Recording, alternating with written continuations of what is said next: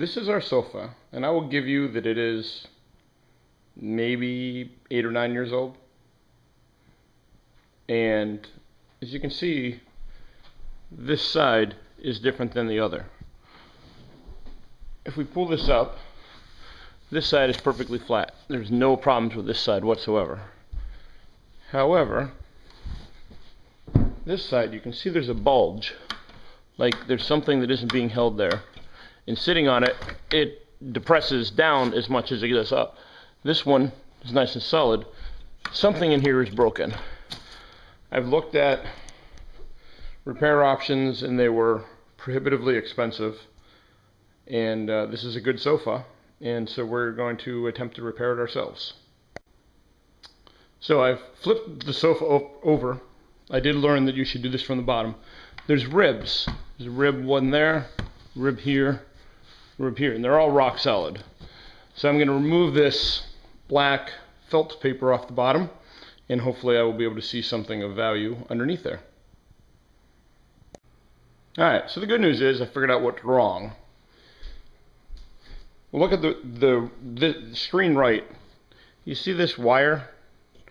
It's intact. All of these pieces are intact up to here where it breaks. And at the end here, attached to the front of the frame is an S that attaches to there. These are all good. When you get over on the left side, that one's good. You see this one is broken. This one should be attached right there. And this wire is broken here. So we have 1, 2, 3 of those are broken. Now I did see something on the internet about how to redo this wire system. It's a method, and I liked it. But I'm also would like to know if there's any way I could redo this. So it's off to the Home Depot and repair place to see what I can't maybe figure out how to fix this myself. Well, I hit the jackpot. I decided to drive to a furniture restoration company in a neighboring town as opposed to Home Depot. And he was kind enough to give me that zigzag spring, the clips for the zigzag spring to the frame. I believe they go like this, and the clips to hook these on to the adjoining springs. He gave me all this and some twine. He explained to me that the horizontal pieces are not really that important. They're not load bearing or anything. They're just meant to keep it sort of stiff, so they don't slide left and right. Anyway, he gave me all that stuff for $10. So now just pray that I can figure out how to actually get all this stuff to the right tension and the right length, and we're going to be golden. Alright, we're ready to give this thing a shot. So these were nailed in. That is the biggest concern I have as to whether those nails will hold. It's not the exact same fastener as the original, and they're actually going to be being pulled out. So I'm hoping that those nails are pretty awesome. These were cut off with a Dremel, and the clips they gave me to tie on were probably acceptable for something, but they weren't really sufficient. So if you look, I ended up tying them for $5 at Home Depot. I purchased rebar tie.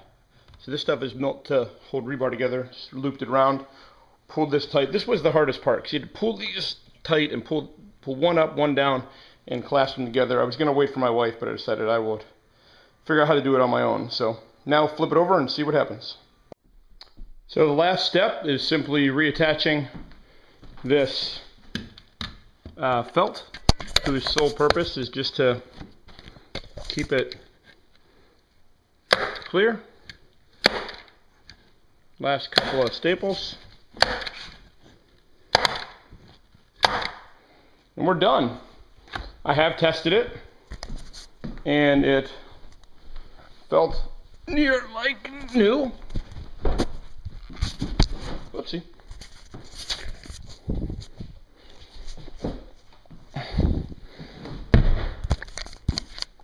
If you recall, there was a big hump over here, It actually feels really good now. And when you sit on it, it is no worse than what it was, what the other side is. It is, very nice. So for the first time in like 6 months, we have a sofa that I'm not embarrassed to have my friends sit on.